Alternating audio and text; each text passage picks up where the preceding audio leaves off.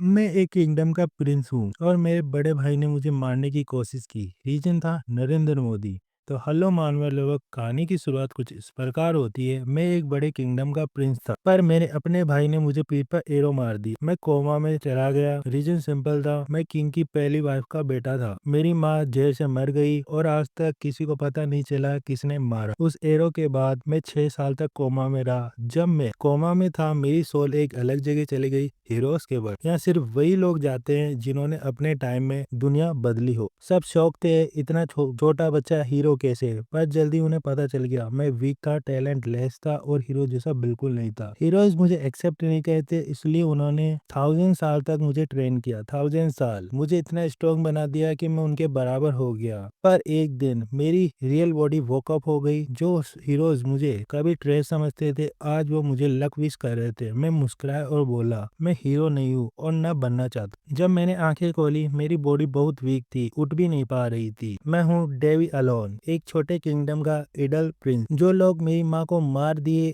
और मुझे मारना चाहते थे, उनका टाइम आने वाला है। रोज एक मेड आती थी मेरी देखभाल करने के लिए, उसकी वजह से मैं जिंदा हूँ। मैंने प्रिटेक्ट किया कि मैं अभी भी कोमा में हूँ। मैं सिर्फ मूव जब करता जब वो वहाँ से चली जाती। कैलेंडर देखा और सच समझ आ गया, 6 साल बीत चुके थे। वही 6 साल उस बदमाश भाई ने मुझे एरो मारा था। मुझे एक स्ट्रॉन्ग बॉडी चाहिए थी। मैंने मैजिक ट्राई किया पर काम नहीं कर रहा था। हीरोज वर्ल्ड में एक सेंट ने मुझे मैजिक सिखाया था, सबसे पावरफुल सेंट। बहुत ट्राई करने के बाद आखिर डेविन हीलिंग चल पड़ी। ग्रीन लाइट पूरे का रूम में फैल गई। मेरी बॉडी जो 300 साल के बुड्ढे की जैसी लग रही थी, अब उसमें एनर्जी भरी हुई थी। मैं खुशी से हाथ फैलाकर सन गॉड को थैंक्स बोला। पर तभी मुझे पता चला, मेरी मेड पीछे ही खड़ी है। उसने मुझे जिंदा देखकर रोना शुरू कर दिया। डॉक्टर आए, चेक किया और बोले, ये एक मिरेकल है, आप कुछ दिन में बिल्कुल ठीक हो जाओगे। तब एक औरत रूम में आई, लूनस ब्रेड। ये वही औरत है जिसने मेरी माँ को पॉइजन दिया था। अब वह क्वीन है। उसके साथ उसके बेटे कार्लोस सेकंड पे, बेनेडिक्ट थर्ड पे। कार्लोस ने मुझे मारने की कोशिश की थी। क्वीन ने पूछा, क्या तुम्हें उस आदमी का चेहरा याद है जिसे तुम्हें एरो मारा? मैं कामली बोला, हाँ। और रॉयल फैमिली पर अटैक सबसे बड़ा क्राइम होता है। ये सुन के कार्पेट के खून जम गया। पर उसकी माँ हंसी और बोली, ये केस कब का क्लोज हो चुका है। डॉक्टर ने टेंशन फील की, बोले मैं ठीक हो जाऊंगा और रूम से चले गए। लाइनेस ने अपनी असली फीलिंग छुपाई नहीं, उसने सीधा बोल दिया, अच्छा होता कि तुम मर ही जाते। ये सुनकर मैंने कामली पूछा, क्या मेरा जिंदा रहना तुम्हें इतना डिस्टर्ब कर रहा है? तब कार्लोस बीच में बोला, किंगडम के लिए शर्म की बात है, एक प्रिंस अटैक का शिकार हो और सालों तक कोमा में पड़ा रहे। फिर उसने और ज्यादा गंदा बोला, एक परफेक्ट प्रिंस फ्यूचर में किंग नहीं बन सकता। इतना बोल के वे तीनों रूम छोड़कर चले गए। जब मैं अकेला हुआ, तब मुझे एक बात समझ में आई। मैं उनके सामने मैजिक यूज कर रहा था, पर किसी ने नोटिस नहीं किया। मतलब पावर लेवल इतना डिफरेंस था कि मेरा मैजिक उनकी आंखों में इनविजिबल हो गया। क्वीन और उनके बेटों को देखकर मेरा दिल तुरंत रिवेंज मांग रहा था, पर मैंने खुद को कंट्रोल किया। शायद 1000 साल टेम्पल में रहने का इफेक्ट था, पर बदला लेना अब भी मेरा गोल था। फिलहाल मुझे शांति से प्लान बनाना था और सबसे पहले मुझे भूख लग रही थी। सोचा, 6 साल कोमा में बाद मेरी पहली मील क्या होगी। सीक्रेट पावर वापस आने के 15 दिन बाद बाल कटवा के मैं अपने रूम में ट्रेनिंग कर रहा था। जब करने को कुछ नहीं होता, टाइम बहुत स्लो चलता है। पर ट्रेनिंग की वजह से मेरा मन कंट्रोल काफी बेटर हो गई। रिकवरी भी फास्ट हो रही थी। हीलिंग मैजिक, नेक्रोमेंसी नॉलेज और मास्टर हेला की मेडिकल ट्रेनिंग, इन सभी के साथ मेरी बॉडी फुल तरीके से हील हो रही थी, रिस्टोर हो रही थी और कोई प्रॉब्लम नहीं थी। आइसोलेशन में जो कुछ सीखा था सब यूज करके देखा। पर हाँ, मैजिक लाइफ को बहुत इजी बना देती है। प्रॉब्लम थी मेरी मैड एमी। डॉक्टर्स के ऑर्डर फॉलो करते हुए वह रोज मुझे सिर्फ एक सूप ही दे रही थी। मुझे फील हो रहा था जैसे मैं कोई बुढ़ा आदमी हूँ और जो कुछ चबा के नहीं खा सकता। एमी को बुरा लगता था, पर वह बोली, मैं कुछ नहीं कर सकती प्रिंस। मैंने कहा, एक सूप की बाउल काफी नहीं है। और मैंने उससे कहा, इसके जैसे 5 और बाउल ले आओ। एमी शॉक्ड हो गई, पर मैंने इंश्योर किया, तुम लाओगी तो मैं खा लूंगा। नॉर्मल आदमी के लिए ये काफी ज्यादा था, पर मैजिक के बाद मेरी बॉडी को ज्यादा फूड चाहिए था। पेट भर के खाने के बाद मुझे लगा मेरी सोल फाइनली शांत हो गई। हाँ, बाथरूम में चक्कर थोड़े ज्यादा लगे पर वर्थ इट था। कुछ टाइम बाद मुझे कुछ डॉक्यूमेंट्स मिले और एक शॉकिंग ट्रूथ सामने आया। एमी ने माफी मांगी, पर मैंने बोला ये तुम्हारी गलती नहीं है। सच ये था, मेरी ज्यादा ईटिंग फैमिली के लिए प्रॉब्लम बन रही थी। और सबसे बड़ी बात, पूरे क्रिस्टल में सिर्फ एमी एक सर्वेंट बची थी। फाइनेंशियल प्रॉब्लम इतनी बढ़ चुकी थी कि सब सर्वेंट छोड़कर जा चुके थे। इतना बड़ा क्रिस्टल एक मेड के लिए संभालना ऑलमोस्ट इम्पॉसिबल था। मैंने पूछा क्रिस्टल की टोटल वैल्यू कितनी है। एमी बोली सिर्फ 6000 गोल्ड कॉइन। मैंने कहा अगर सही से मैनेज करोगी तो कोई प्रॉब्लम नहीं होगी। पर एमी ने एक और सच बताया, ऑफिशियली हमें हर महीने 500 गोल्ड कॉइन मिलने चाहिए थे, पर रियल में 100 से भी कम मिलते हैं। मैंने तुरंत पूछा क्या कोई जबरदस्ती पैसे ले रहा है। एमी ने मना किया। तब मुझे समझ आ गया प्रॉब्लम कुछ और है। शायद एमी को सैलरी भी टाइम पर नहीं मिल रही थी। एमी झूठ बोल नहीं पाई। उसने मान लिया कि सिर्फ उसे 1/3 पैसा मिल रहा था जो उसे पहले मिलता था। सुनकर मुझे लगा शायद एमी बहुत ही जनरस है, पर सच ये था इतनी बुरी कंडीशन में काम करना फुलिश डिसीजन था। रॉयल हाउसेज में मिड को ऑलमोस्ट प्रॉपर्टी माना जाता है, पर एमी वो किसी मिड की बेटी नहीं थी, वो एक आर्टिस्ट की बेटी थी। पर हालत इतने खराब थे कि उसे मिड बनना पड़ा। 6 साल तक उसने अकेले ही मेरा ख्याल रखा, पूरे क्रिस्टल को संभाला। ये काम बहुत बिल्कुल इजी नहीं था। ऊपर से जो थोड़ा बहुत पैसा मिलता था उसका ज्यादा हिस्सा मेरी देखभाल में ही लग जाता था। इसलिए मैंने उससे कहा जो पैसा तुम्हें अब तक नहीं मिला वो मेरे पर्सनल फंड से ले लो। एमी ने तुरंत मना किया। उसने कहा कल से खाने के लिए भी हमारे पास फूड नहीं है, मैं इतना पैसा कैसे ले सकती हूँ। तब मैंने उससे एक बात बोली, अब से तुम मुझे प्रिंस की तरह ट्रीट करना बंद कर दो। मैंने कहा मुझे अब ज्यादा केयर की जरूरत नहीं है। और प्रिंस प्रिंस बोलना बहुत ही कि इतने सालों तक सिर्फ एमी थी जो मेरे साथ खड़ी रही। कुछ टाइम बाद किंगडम के फाइनेंस डिपार्टमेंट का एक काउंसिल मुझसे मिलने आया। उसने बोला प्रिंस आप जो फंड मांग रहे हो वो ऑलरेडी अकाउंट हो चुका है, उन्हें यूज करना पॉसिबल नहीं है। पर मैं उसकी बात से ज्यादा उसकी अजीब सी मूंछों को देख रहा था। मुझे अकेले फील हो रहा था कि मेरे आसपास के लोग मुझे नीच की नजरों से देख रहे हैं। काउंसिल ने भी ये नोटिस किया, पर मैंने सर झुकाया नहीं। मैंने सीधा बोला मेरी रिक्वेस्ट में रुकावट मत डालो। मुझे हर महीने लगभग 500 गोल्ड कॉइन मिलने चाहिए, पर मुझे आधा भी नहीं मिल रहा, रीजन बताओ। काउंसलर बोला क्रिस्टल का मेंटेनेंस का खर्चा पहले काट लिया जाता है, जो बचता है वो आपको मिलता है। ये सुनकर मुझे इरिटेशन होने लगी। ये सुनकर वहाँ खड़े लोग बोले क्रिस्टल का फ्लोर तक रैक है और गार्डन सीड से भरा हुआ है, ऐसे पहले इसका मेंटेनेंस इतना महंगा कैसे हो सकता है। मैं भी बात से एग्री करता था। मुझे पता चला नॉर्मली प्रिंसेस अपना फाइनेंस खुद मैनेज करते हैं। तब काउंसिलर बोला मेंटेनेंस फंड का यूज फाइनेंशियल डिपार्टमेंट सुपरवाइज नहीं करता, यह जगह बजट मैनेजर करने के लिए है, लोन मंगवाने के लिए नहीं है। तब मुझे समझ में आ गया कोई भी जिम्मेदारी लेने को तैयार नहीं था, सब बस एक दूसरे को ब्लेम कर रहे थे। मैं जाने ही वाला था कि काउंसिल ने पूछा क्या आप मेंटेनेंस डिपार्टमेंट जाओगे। मैंने सीधा जवाब दिया वहाँ भी कोई आंसर नहीं मिलेगा। जहाँ भी पावर होती है वहाँ लोग एक्सक्यूज देते हैं, सॉल्यूशन नहीं। जाने से पहले मैंने एक लास्ट लाइन बोली, जो पैसे अभी तुम्हारी जेब में है उससे उनका मजे लो। और फिर मैं पैलेस के कॉरिडोर में शांति से निकल गया। डेवी को अब समझ में आ गया था कि एमी के अलावा कोई सर्वेंट क्यों नहीं बचा। कम सैलरी तो थी ही, पर नोबल्स उनके साथ बुरा बर्ताव करते थे। सारा बर्डन अकेले एमी पर आ गया था। थोड़ी देर बाद डेवी ने एमी से पूछा क्या तुम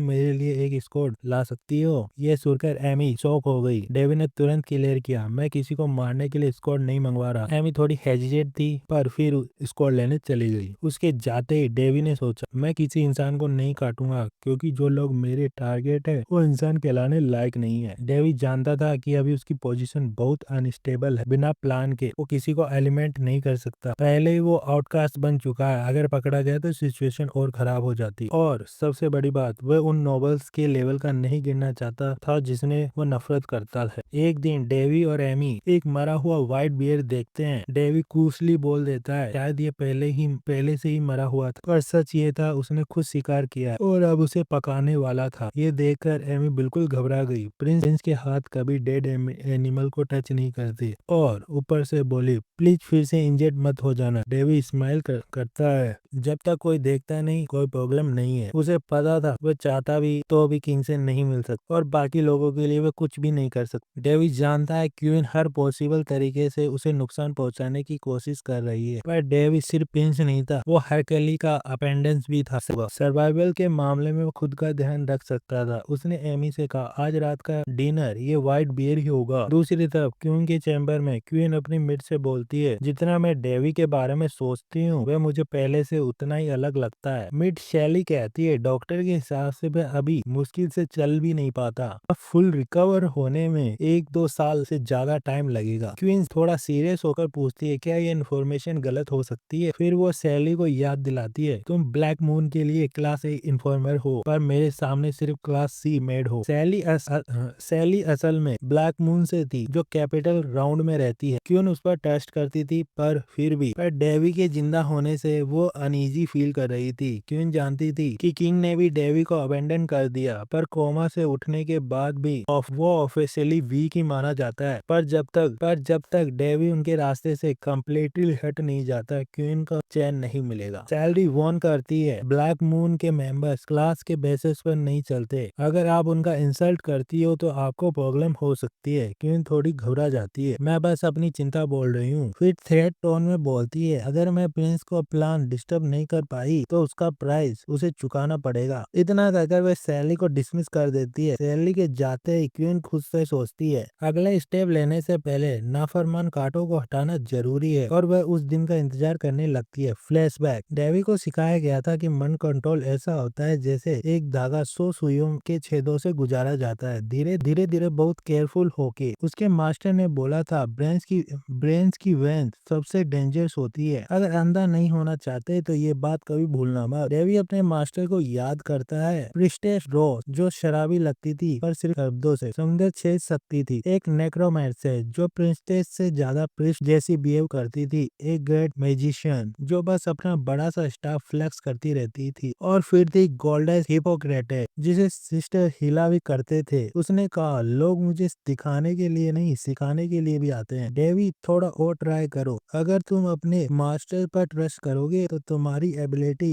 इन्वोक कर सकते हो। पर जब डेवी ने ट्रस्ट किया उसे इतना पेनफुल एक्सपेरिमेंट फेस करना पड़ा कि वह दोबारा ऐसे एक्सपेरिमेंट से गुजरना नहीं चाहता। प्रेजेंट में वापस एमी डेवी को प्लेस के बाहर देखती है। वह पूछती है प्रिंस आप फिर से गार्डन एक्सप्लोर क्यों कर रहे हो। डेवी मुस्कुराकर बोलता है आज मौसम बहुत अच्छा है और फॉरेस्ट गार्डन भी आज कुछ ज्यादा ही एलिगेंट लग रहा है। डेवी ने एमी से कहा तुम अपना काम कंटिन्यू करो और सिर्फ तब बताना जब कोई मुझसे मिलने आए। डेवी सोचता है पहले एमी उसे जरा सी डेंजरस चीज देखकर बिल्कुल पैनिक हो जाती थी, पर अब उसे लगता है कि वो धीरे धीरे उसके रूटीन की आदत डाल रही है। हाँ वो अभी भी डेवी के साथ बैठकर खाना नहीं खाता। डेवी सोचता है शायद मैं उसके क्लोज आने में थोड़ा सक्सेसफुल हो रहा हूँ। थोड़ी देर बाद डेवी गार्डन के बीच एक परफेक्ट जगह ढूंढ लेता है। वह शांत भी थी और प्राइवेसी भी थी। अब वो फाइनली अपना काम शुरू कर देता है। डेवी भी मेडिटेशन में बैठ जाता है और सराउंडिंग की माना एनर्जी एब्जॉर्ब करने लगता है। उसका मानना था जब हवा पूरी होती है तो लंग्स ऑक्सीजन लेते हैं और साथ में बॉडी नेचर की माना एनर्जी को एब्जॉर्ब करती है। ये एक इंसिडेंट टेक्निक थी।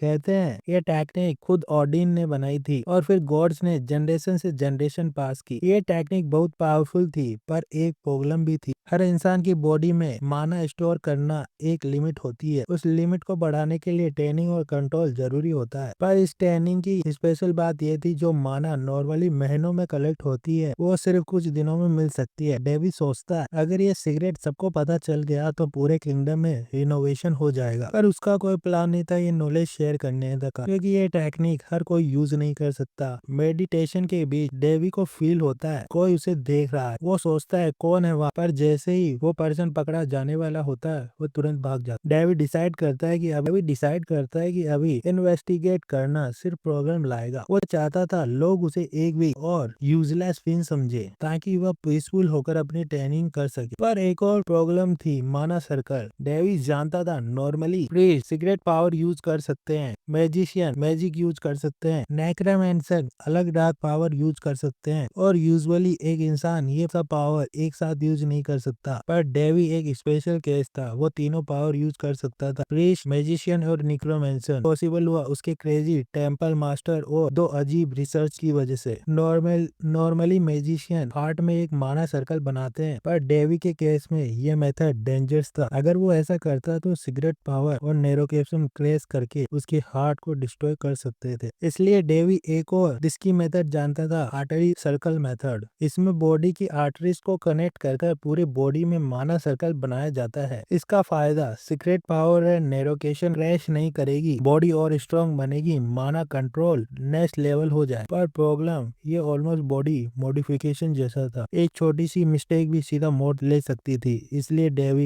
डेवी हेजिटेट था। पहली बार जब उसने ये किया था तब उसके टेंपल मास्टर ने हेल्प की थी। अब वो बिल्कुल अकेला था और वो सोचता है इवन अगर मैं फेल हो गया तो भी 1000 साल टेंपल में रहने से ज्यादा बुरा नहीं होगा। और फिर वो रिस्क लेने का डिसीजन कर लेता है। थोड़ी देर बाद एमी टेंशन में थी। डिनर टाइम क्रॉस हो चुका था और डेवी वापस नहीं आया। ये अजीब था क्योंकि डेवी कभी लेट नहीं होता। उसे ऑर्डर दिया गया था कि प्रिंस को डिस्टर्ब ना करे जब तक कोई इमरजेंसी नहीं हो, पर फिर भी वो उसकी सेफ्टी को लेकर टेंशन में थी और अगर प्रिंस को कुछ हो जाता तो ब्लेम भी उस पर ही आएगा। तभी डेवी वापस आ जाता है। वो एमी से सॉरी बोलता है उसे वेट कराने के लिए। डेवी कहता है मैं तुम्हारी पैशन और स्ट्रेंथ एडमायर करता हूँ। इतना बोलता ही वह अचानक एमी पर गिर जाता है। एमी शर्म से रेड हो जाती है। उसे लगता है शायद प्रिंस उसे हक कर रहा है, पर रियलिटी कुछ और थी। डेवी बस एक्सट्रीम एग्जॉस्शन की वजह से खड़ा भी नहीं रह पा रहा था। उसने अपनी सारी एनर्जी डेंजरस एक्सपेरिमेंट में लगा दी थी। डेवी ज्यादा देर तक खड़ा भी नहीं रह पाया और इसी वजह से सीधा जमीन पर गिर गया। एमी अब सच में उसकी हेल्थ को लेकर बहुत टेंशन में आ गई। कुछ टाइम बाद डेवी अपने बेड पर आंखें खोलता है। उसे याद आता है कि एमी को देखते ही वह गिर गया था। तभी उसने नोटिस करता है कि एमी उसके पास ही सो रही है। डेवी समझ जाता है कि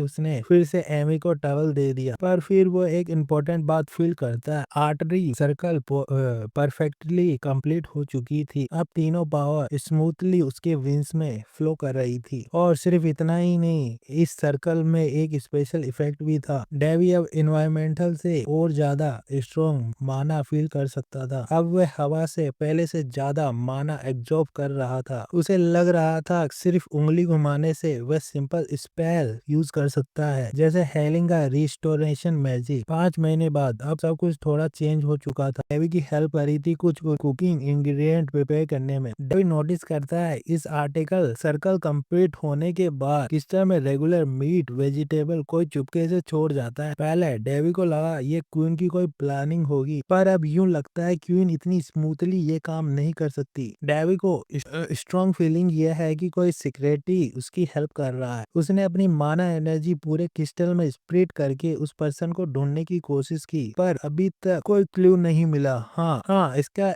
एक फायदा जरूर था। डेवी अब इजीली फील कर सकता था कोई उसके पास आ रहा है या कोई उससे दूर जा रहा है। एमी खुश होकर कहती है अब हमें फूड की प्रॉब्लम नहीं हो, पर डेवी सडनली सीरियस हो जाता है। वो कहता है जल्दी ही गेस्ट आने वाले हैं। उसे ऑलरेडी किसी के आने का एहसास हो रहा था। वह सोचता है शायद क्वीन का कोई इंफॉर्मेटिव है। थोड़ी देर बाद उसके रूम में गेस्ट आ जाते हैं। एक प्रीस्ट उसका हाथ चेक करता है और कहता है प्रिंस आपका बॉडी बहुत वीक है, होली पावर यूज करना आपके लिए डेंजरस हो सकता है। डेवी अंदर ही अंदर सोचता है ये सब बकवास है, प्रीस्ट ने प्रॉपरली हीलिंग मैजिक यूज ही नहीं किया, उसका क्लियरली हेल्प करने का कोई इंटेंशन नहीं है। डेवी जानता था प्रीस्ट नेशन में गॉड की रिप्रेजेंटेशन होता है और ऐसा इंसान अगर रिस्पॉन्सिबिलिटी छोड़कर दूसरों का ऑर्डर फॉलो करे तो बहुत ही डिसअपॉइंटिंग है। डेविड कहता है प्रिया ने जो सिल्वर वेपन दिया है उसकी हेल्प से आप ऐसे छोटे इंजरी हील कर सकते हो। प्रिंस गुस्से में बोलता है तुम एक नॉर्मल इंसान हो, तुम्हारे पावर के बारे में कुछ नहीं आता, नॉलेज सिर्फ प्रिस्ट को मिलती है। और वह डेवी को कंपेयर करता है प्रिंस कार्लोस से। ये सुनकर एमी गुस्से में प्रिस्ट को डांट देती है, पर प्रिस्ट को ये बिल्कुल पसंद नहीं आता। गुस्से में आकर वह एमी को थप्पड़ मार देता है। डेवी अंदर से हिल जाता है पर वह तुरंत रिएक्ट नहीं करता क्योंकि अगर वह रिएक्ट करता तो उसकी वीक प्रिंस वाली एक्टिंग टूट जाती। प्रिंस अपनी गलती जस्टिफाई करता है, अगर मिड लिमिट क्रॉस करेगी तो प्रिंस की रेपुटेशन खराब होगी। फिर वो चीपली स्माइल के साथ बोलता है, वैसे मिड की स्माइल काफी अच्छी है। डेवी के गुस्से कंट्रोल से बाहर होने लगता है। प्रिंस बोलता है वह 15 दिन के बाद फिर से चेकअप के लिए आएगा और एमी को कहता है उसे दूर तक छोड़ना है। एमी मजबूरी में मान जाती है। रूम के बाद प्रिंस एमी को ब्लैकमेल करता है। वह कहता है रात को अकेले मुझसे मिलना, अगर तुम प्रिंस की लाइफ बचाना चाहती हो तो मेरी बात मान लो। पर असल में वह एमी का यूज करके बाद में डिस्कॉर्ड करना चाहता है। रूम में अकेला डेवी गुस्से से भर चुका था। वह खड़ा हो जाता है और सोचता है मैंने टेम्पल में 1000 साल अपनी डिग्निटी बनाई थी पर ऐसे में चुप नहीं रह सकता। उसे लेडी गापने की बात याद आती है, अगर तुम गुस्सा कंट्रोल नहीं करोगे तो तुम जानवर बन जाओगे। पर डेवी का मानना कुछ और था। वह सोचता है कंट्रोल गुस्सा इंसान का स्ट्रेंथ बन जाता है, जैसे इन्हें प्रोग्रेस की हो सकती है वैसे ही अगर मेरी पावर बन सकती है। थोड़ी देर बाद प्रिस्ट के कंपेनियन डेवी को चलकर आते हुए देखते हैं और उनके चेहरे पर सीधा डर आ जाता है। अगले मोमेंट डेवी अपनी कॉल निकालता है और प्रिंस के कंपेनियन एक एक करके उसके सामने गिरने लगते हैं। दूसरी तरफ प्रिंस एमी को ब्लैकमेल कर रहा था। वो प्राउडली बोलता है मैं क्वीन के ऑर्डर पर काम करता हूँ, मुझे एक वीक प्रिंस और उसकी मिड की कोई परवाह नहीं है। पूरे किंगडम में सब लोग ऐसा ही सोचते हैं क्योंकि उसे क्वीन की प्रोटेक्शन मिली हुई थी। यह सुनकर डेवी हंसने लगता है और कहता है कि उसे एक्शन लेने के लिए सिर्फ एक रीजन चाहिए था और वह रीजन मिल चुका है। फिर डेवी अपनी स्क्वाड प्रेस की तरफ पॉइंट करता है और एमी से पूछता है रॉयल फैमिली के खिलाफ ब्लास्फेमी करने का पनिशमेंट क्या होती है। प्रिंस शॉक हो जाता है और पूछता है कि प्रिंस अभी भी कैसे खड़ा है। डेवी बोलता है कि ब्रास की लो रैंक से प्रमोट इसलिए नहीं किया गया क्योंकि उसकी रेड मैजिक कभी काम नहीं आई थी। पहले याद दिलाते हैं कि उसने पहले ही कहा था कि उसके सवालों का जवाब हमेशा देना और वह एक ही क्वेश्चन 2 बार नहीं पूछना चाहता। एमी बताती है कि रॉयल्टी के खिलाफ ब्लास्फेमी की पनिशमेंट होती है इमीडिएट एक्शन और तुरंत ही डेवी ब्लास को मार देता है और मरते हुए उसने धमकी देता है कि क्वीन उसका बदला जरूर लेगी। डेवी उस फेक प्रिस्ट को वार्निंग के लिए थैंक्स बोलता है, लेकिन कहता है कि जो लोग प्रिस्ट के साइड खड़े थे उनका भी यही हाल होगा। इसके बाद डेवी सीधा क्वीन के पास पहुंच जाता है। क्वीन उसे देखकर बोलते है कि होली ऑर्डर के डिसाइपल को मारना पागलपन है। डेवी कामली बोलता है कि बायस ने उसकी जान लेने की कोशिश की थी,